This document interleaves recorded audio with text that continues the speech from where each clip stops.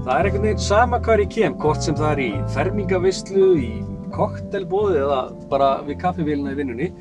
Það einhvern veginn allir að tala kvíða.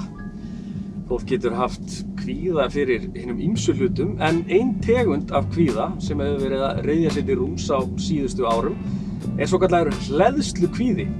En með léttu Googli má sjá að fyrst byrjaði fólk að nota þetta orð árið 2019 og hleðslukvíði það þegar að fólk kvíður þess að rafmagnið klárist á rafbílinn þeirra og það geti einhvern veginn ekki hlaðið. Það statt einhvers staðar þar sem engin hleðslu. En það eins með hleðslukvíða og annan kvíða að það hægt að fara í fyrirbyggjandi aðgerðir og það hægt að reyna að átta sig á því hvað maður á að gera þegar að hleðslukvíðinn blossar upp.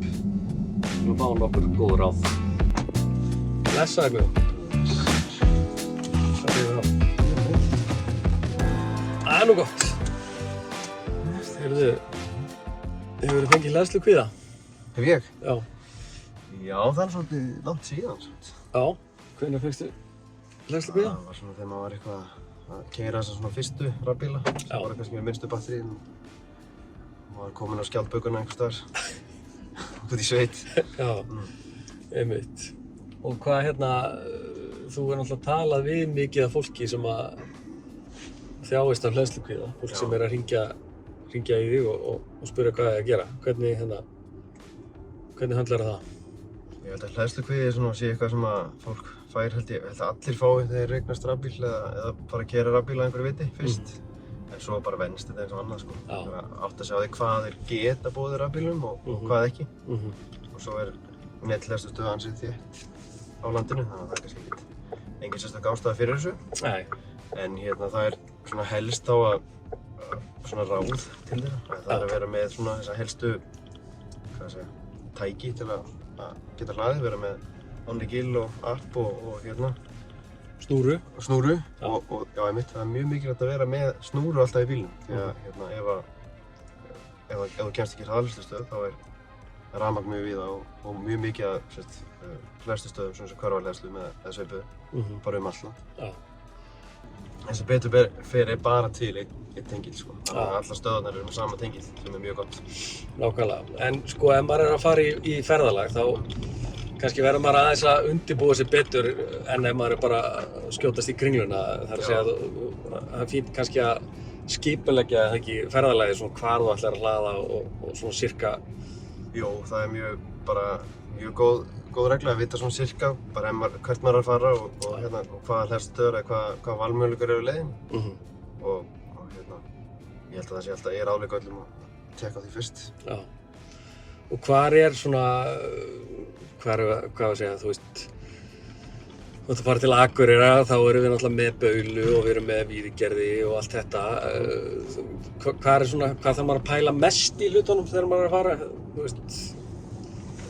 Vestfjörðum, eru þeir? Það alveg ágætisnet á Vestfjörðum. Það aðalega djúpið sem svona tæft sko. Já. Og svo Suðurland mætti alveg vera betra. Það þjóðvegur 1 í gegnum Suðurland það svona smá eyðimörk þar, en það stendur nú allt í bótum. Það eitthvað app sem maður getur eitthvað planað ferðina sína. Já. A Better Route Planner. A Better Route Planner. Og það bara ABRP. Já, það app og vefsíða og það mjög öflug síða til þess að vita hvar hleðslustöðvar eru og þá getur stillt hvaða bíl þú ert með og þú getur stillt hvaðan er mikið hlaðinn þegar þú leggur af stað og getur líka stillt hvað þú heldur hann eyði miklu. Þetta getur verið svona pínu nördalegt sko, en fyrir þá sem þekkja bílinn sem vel þá er þetta bara mjög góð aðferð til að fara eftir sérstaklega einhverju leiði sem hefur ekki farið áður. Og hleðslukvíði þá var náttúrulega bara að plana vel og ætla sér ekki of á hverjum degi ef það er mjög illa haldið. En hvernig með því þú talar þeir sem þekkja bílinn sinn vel, það er náttúrulega fullt af fólki sem bara veit ekkert bílinn sinn eða almennt hvernig þetta virkar, þú veist. Þið líður eins og að skjóta persónulega á mig. Nei, ég er að tala eins og til dæmis foreldra mína. Þú veist, getur fólk hlaðið eins og bara, þú veist, á tjaldstæðum eða fólk að fara í ferðalag og bara stungið í samband þar, hvernig? Það er hægt, Já, en rafkerfi á tjaldstæðum sérstaklega, ef það er mikið að gera á því, já, það getur verið ansi, þau eru ekki þau bestu ef við bara tökum ekki, segjum ekki meira. nei, Og það getur verið svolítið spennufall þá, þannig að ég mæli oft með því að fólk hlaði ekki mikið á tjaldstæðum, já, nema þá í samræði við þann sem er með tjaldstæði og það sé kannski ekki allir með hitarinn í gangi. já, Því að ég hef sjálfur hlaðið rafbíl á tjaldstæði og mældi tenglana alltaf upp, sko. já, Og það var bara sem það gerir. eins og maður gerir og það var ekki, það var held í 180 volt, Já, ég skil. þú veist, af 230. Þannig að það var ekki hægt að stinga bíl saman, sko. En getur það farið illa með batterið þá eða þú veist Það að... er ekki illa með batteri, Nei. ég get farið illa með hleðslutæki. Já, Og já, svo eru svona talsverða líkur að það klikki eitthvað, þú veist, að eitthvað stoppi á einhverjum tímapunkti, sko. já. En bara eins og þetta fara upp í bústað og ert þarna í nokkra daga, þú veist, á maður að setja kapal út og hafa bílinn í hleðslu, þú veist, þó að það sé að gerast mjög hægt. Það er alveg hægt að gera það, en við svona orkar náttúrulega lagt svona smá áherslu á það að það sé ekki gert á meðan að fólk er sofandi og fylgjast vel með því og ekki nota gamla framlíkasnúrur og fylgjast með hvað er í gangi. Já, Þannig að það getur alveg myndast rosalegur hiti í þessu tenglu, þannig að eins og þessi bíl hérna, þetta sé 40 tíma að hlaðast á svona venjulegum tenglu. já, Þannig að þeir eru bara gerðir fyrir hámarksálag í svona korter. já, ég skil. Þannig að þetta er hægt en það er eiginlega alls staðar hægt að skjóta inn á í hraðahleðslu eða komast við í einhverjar svona hverfahleðslur í sundlaugar og mjög víða, sko. Það er bara svona mappað hvar og kemst í svoleiðis. Það er langt best, því að það hleyður svo hratt. En annars bara skjóta inn á hraðahleðslum og nota þetta neyðarhleðslutæki sem fylgir mörgum bílum og er reyndar hægt svolítið að fylgja bílum af því það gengur mítið að hlaða á því í svona stóru bílum. Að nota það þá bara og fylgjast með því, sko. En hvernig með ef maður er að keyra segjum á Akureyri og svo er bara bíll í hleðslunni, hún er upptekin. Já. Hvað gerir maður þá?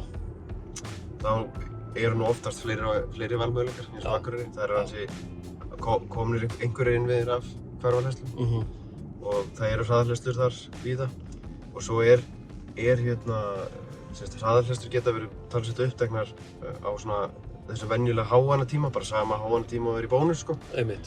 En svo á kvöldin og á morgnana við miðjumdaginn þá er kannski bara ekkert álag. Nei. Þannig að maður getur alltaf fundið dauða tíma á hraðahleðslu, sko. Einmitt. Og nú getur fólk fylgst með hleðslunni í appinu, þannig að það kannski minnkar líkurnar á því að fólk sé í hleðslu þegar það er ekki að hlaða. Já, og svona mælustöð, það er einhver sem gera það að koma og leggja bílinn sem bara hraðahleðslu og fara síðan og jafnvel bara yfir nótt og það er náttúrulega áalsýtt. Þetta er náttúrulega bara eins og að stoppa við bensínstöð og bara skilja bílinn eftir yfir nótt. Það myndi enginn gera það. Nei.